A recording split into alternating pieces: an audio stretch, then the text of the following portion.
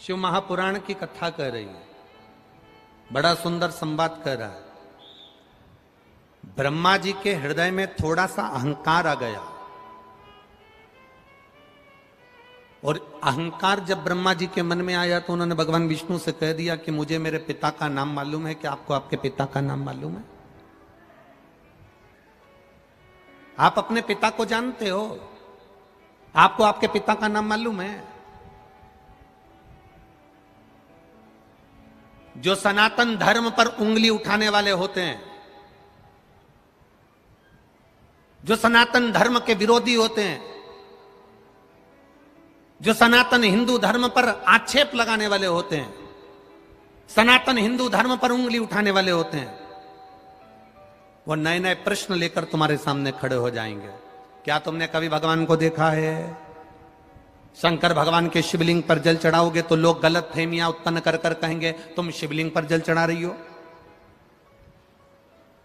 जब आप भगवान शंकर के मंदिर जाने लगोगे तो लोग कह देंगे शिवलिंग पर जल नहीं चढ़ाना, शंकर भगवान पे चढ़ा हुआ जल मत पीना, कोई कहेगा बेलपत्री मत खाना, कोई कहेगा ऐसा मत करना, कोई कहेगा वैसा मत करना।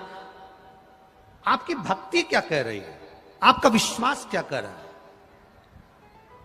दासी मैया जिनकी शादी हो गई, कपड़ा बुन रहे हैं, घर में खाने के लिए कुछ नहीं है, केवल एक झोपड़े के अंदर दासी मैया रह रहे हैं, अपनी पत्नी के साथ, अपने बच्चों के साथ, अपने परिवार के साथ, कुछ नहीं। कपड़ा बुना, पत्नी ने कहा 6 दिन हो गए हैं, 6 दिन से घर में अन्न का दाना नहीं है, 6 दिन से अन्न का दाना घर के अंदर नहीं, भोजन के कारण बच्चे भूखे हैं, मैं भी भूखी हूं, आप भी भूखे हो, आप कपड़ा बनाकर बेचते क्यों नहीं हो? दासी मैया ने कहा मैं कपड़ा बना रहा हूं, अब की बार ऐसा कपड़ा बना रहा हूं कि उस कपड़े की कीमत बहुत मिलेगी, और कपड़े की अगर कीमत मिलेगी तो अपना पेट भराएगा। दासी मैया कपड़ा बनाते बनाते 15 दिन हो गए, 15 दिन तक घर के बच्चों के मुख में निवाला नहीं है, धर्म पत्नी के मुख में एक निवाला नहीं है, एक निवाला नहीं घर के अंदर। ऐसे कई घर हैं।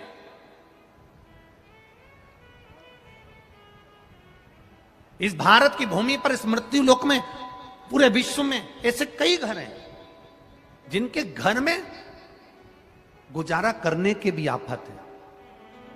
पहनने के कपड़े नहीं, किसी के यहां पर भोजन नहीं, किसी के यहां जमीन नहीं, किसी के यहां दुकान नहीं, कोई कोई पूरी जिंदगी किराए के मकान में निकाल देता है। नहीं है।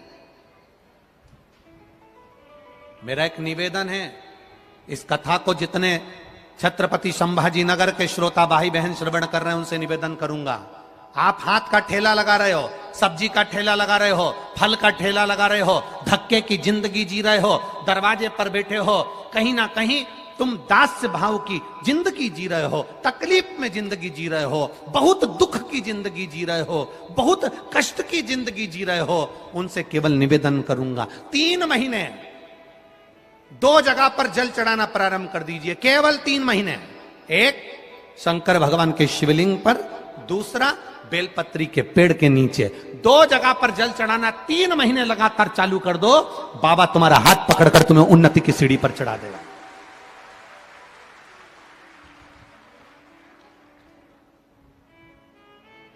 हमें कोई चमत्कार करना नहीं आता, और ना हम कोई तंत्र विद्या या मंत्र विद्या जानते हैं, ना हमारे पास में बेल है, ना हमारे पास में भभूति है, हमारे पास में तो केवल शिव का नाम है। आप श्री शिवाय नमस्तुभ्यम बोलो, ओम नमः शिवाय बोलो, नमः शिवाय बोलो, चाहे महामृत्युंजय मंत्र बोलो, उसका स्मरण करते करते भगवान शंकर के शिवलिंग पर जल, और उसी पात्र में जो जल तुमने शंकर जी को चढ़ाया है उसमें से बचा हुआ थोड़ा सा जल बेलपत्री के पेड़ के नीचे चढ़ाना प्रारंभ कर दो। अलग से बेलपत्री के पेड़ के नीचे चढ़ाने के लिए अलग से लोटा भर के जल जरूरत नहीं पड़ेगी। जो तुमने शिव जी को जल चढ़ाया, जो तुमने देवाधिदेव महादेव को जल चढ़ाया, बस उसी पात्र का जल शंकर जी को चढ़ाओ, उसमें से बचा हुआ थोड़ा सा जल बेलपत्री के वृक्ष के नीचे चढ़ाना प्रारंभ करना। कौन सा बेलपत्री का वृक्ष? जिसकी छाया आपके ऊपर आ रही हो, शिव महापुराण बड़ी सुंदर बात कहता है, ध्यान दीजिएगा।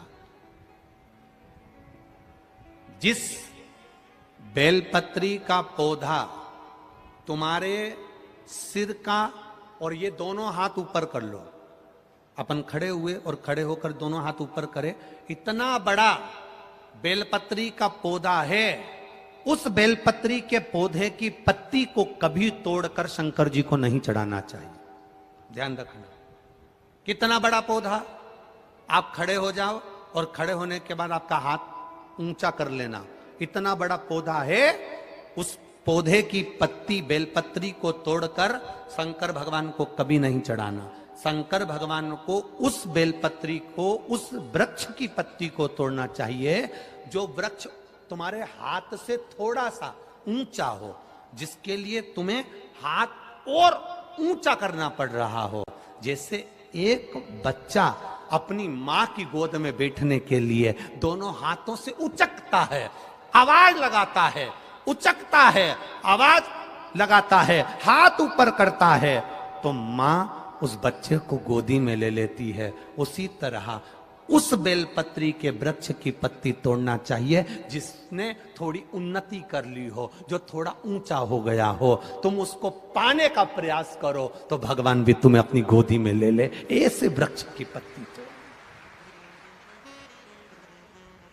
अब तुम छोटा सा पौधा, बिल्कुल जरा सा पौधा, उसी की पत्ती तोड़कर महादेव को चढ़ाओगे, ये श्रेष्ठता नहीं है।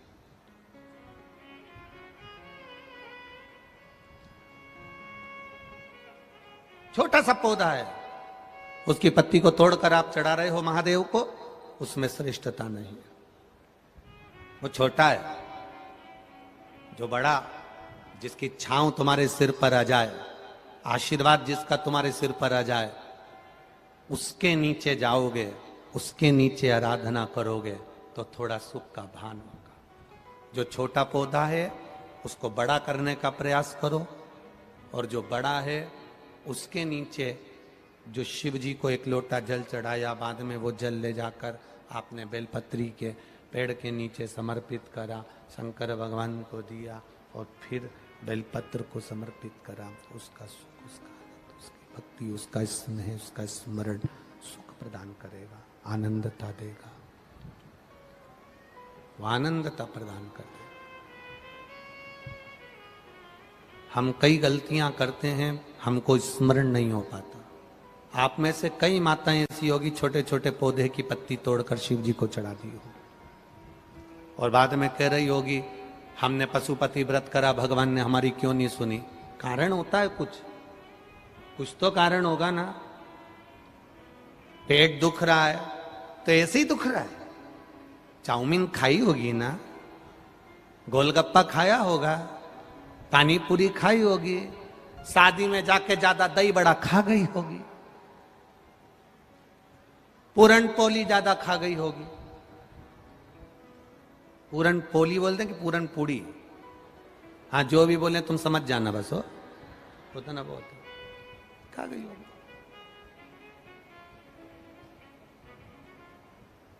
अब पेट दुख रहा है, कुछ तो खाया होगा ना। पशुपति व्रत कर रही है, बाबा ने नहीं सुनी, कुछ तो कारण होगा ना। आंखों में से पानी गिर रहा है,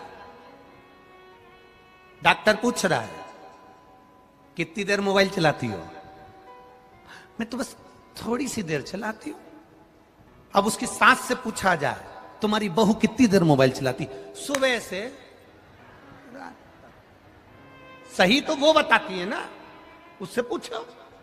पलंग पर पड़े हो, मोबाइल चला रहे हो, आंख मिच मिच कर रही है, लाइट कमरे की बंद है, अकेले पड़े, व्हाट्सएप चला रहे, फेसबुक चला रहे, यूट्यूब चला रहे, देख रहे, आंख में से आंसू बह रहे। डॉक्टर पूछ रहा है कितनी देर लैपटॉप पर काम करती हो, कितनी देर मोबाइल चलाती हो। आंख अपने आप कभी नहीं दुखती, जरूर इन आंखों पर ज्यादा प्रेशर पड़ रहा होगा, इसलिए आंखें दुख रही है। ज्यादा खाना अलग बात है, पर खाना खाने के बाद पचा लेना अलग बात है। खाने को तो तुम कुछ भी खा जाओ, जब लोगों के प्राण खा जाते हो तो फिर वो कहते हैं ना, 50 लाख की गाड़ी में, यहां जितने लोग बैठे हैं सबके पास में मोटरसाइकिल है, बोलो है कि नहीं? बोलो बोलो, बाइक है, गाड़ी है, टू व्हीलर, किसी किसी के पास फोर व्हीलर भी होगी। 10 लाख की गाड़ी, 5 लाख की गाड़ी, 50,000 की गाड़ी, 25,000 की गाड़ी, 1 लाख की गाड़ी, 7 लाख की गाड़ी, 1 करोड़ की गाड़ी, 80 लाख की गाड़ी। आप में से कितने लोग हैं जो 50,000 की मोटरसाइकिल में पेट्रोल डीजल की जगह गटर का पानी डाल के चलाते हैं? बोलो जम के। कितने लोग हैं जो अपनी मोटरसाइकिल में, अपनी बाइक में, अपनी स्कूटी में, अपनी फोर व्हीलर में, अपनी टू व्हीलर में गटर का पानी डालकर चलाते हैं? अरे बोलो जम के, है कोई छत्रपति संभाजी नगर में जो मोटरसाइकिल में, बाइक में, स्कूटी में, बुलेट में, 50 लाख की गाड़ी में, 25 लाख की गाड़ी में, 1 करोड़ की गाड़ी में गटर का पानी डालकर, कचरा डालकर चला रहे हो? कोई 50 लाख की गाड़ी में, 50,000 की गाड़ी में कोई गटर का पानी डालकर नहीं चलाता, तो ये करोड़ों की गाड़ी में फिर वो मदिरा की दुकान से गटर का पानी डाल डाल के क्यों चला रहे हो?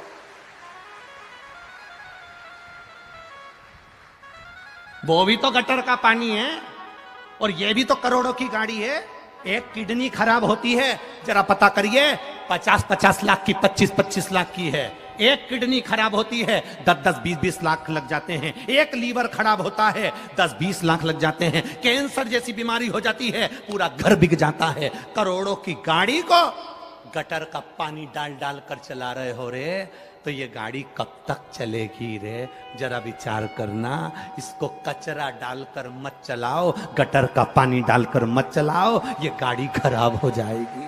किसी काम की नहीं, किस काम की फिर ये गाड़ी?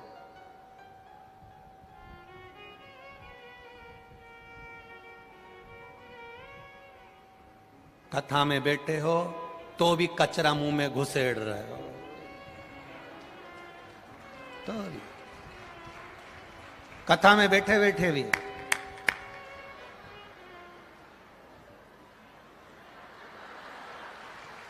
बैठे और यहां भरा पड़ा।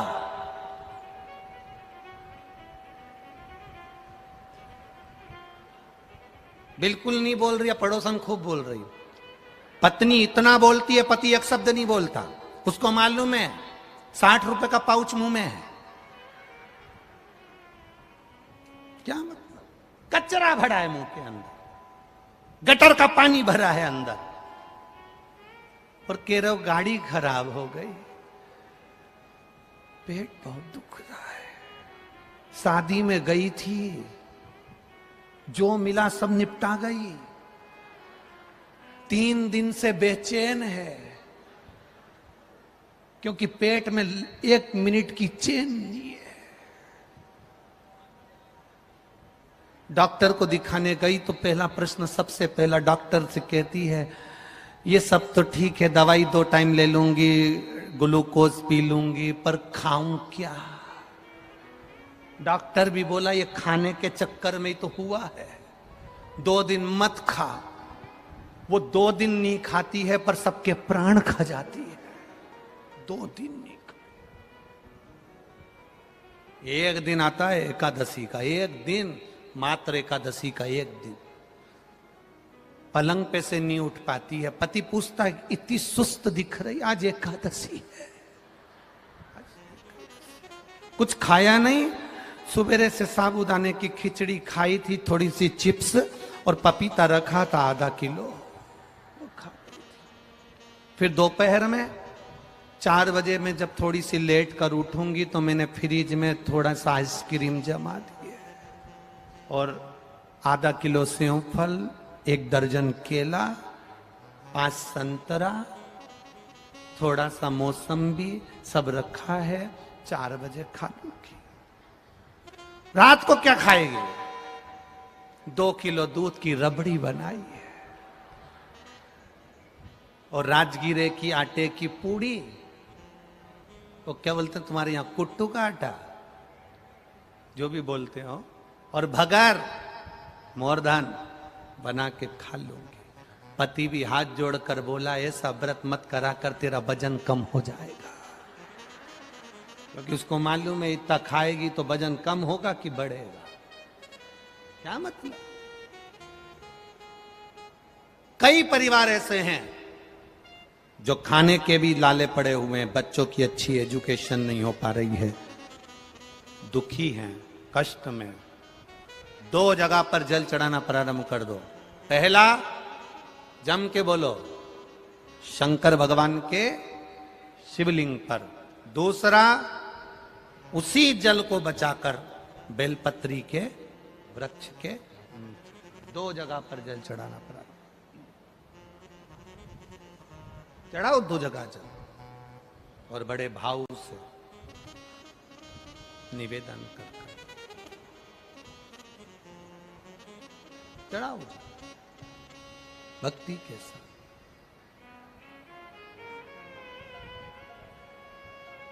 दासी मैया की पत्नी बोलती हैं कि भोजन नहीं है घर में, 15 दिन हो गए, मैं अच्छा कपड़ा बना रहा हूं, अच्छे कपड़े का निर्माण कर रहा हूं, जब ये अच्छा कपड़ा बन जाएगा, बाजार में बिकेगा तो कीमत मिलेगी, तब पैसा आएगा, तब अपन भोजन करेंगे, अन्न पाएंगे। दासी मैया कपड़ा बनाकर बेचने के लिए निकले।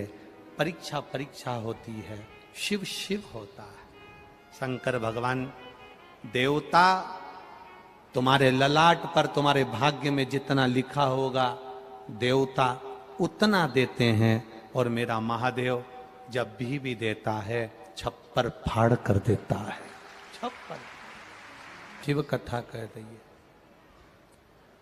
दासी मैया ने जो कपड़ा बनाया, उस कपड़े को जो बहुत अच्छा बनाया, उसको बेचने के लिए जा रहा।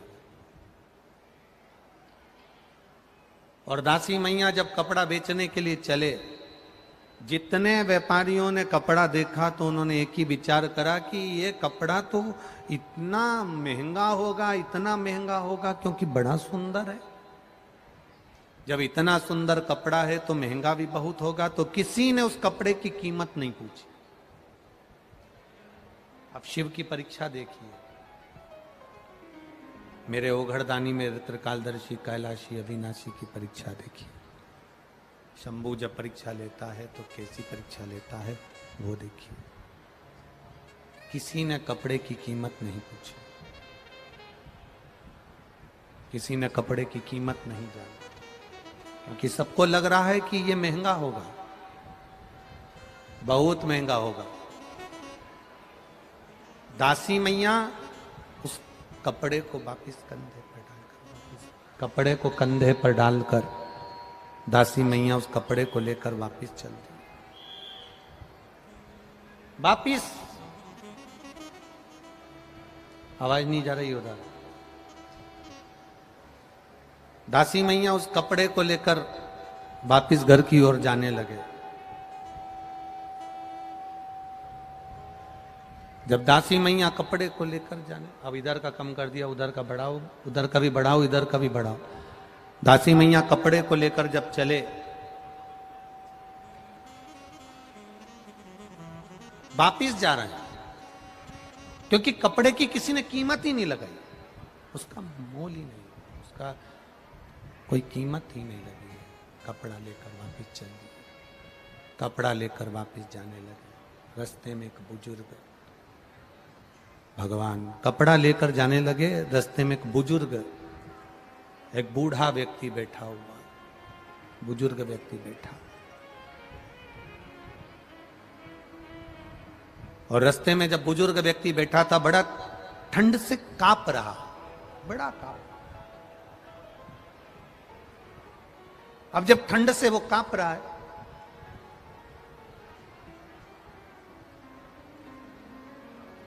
और बहुत ठंड उसके शरीर में लग रही है, तो उसने दासी मैया को रोका। ए बाबा रुको जरा, बाबा रुकिए जरा,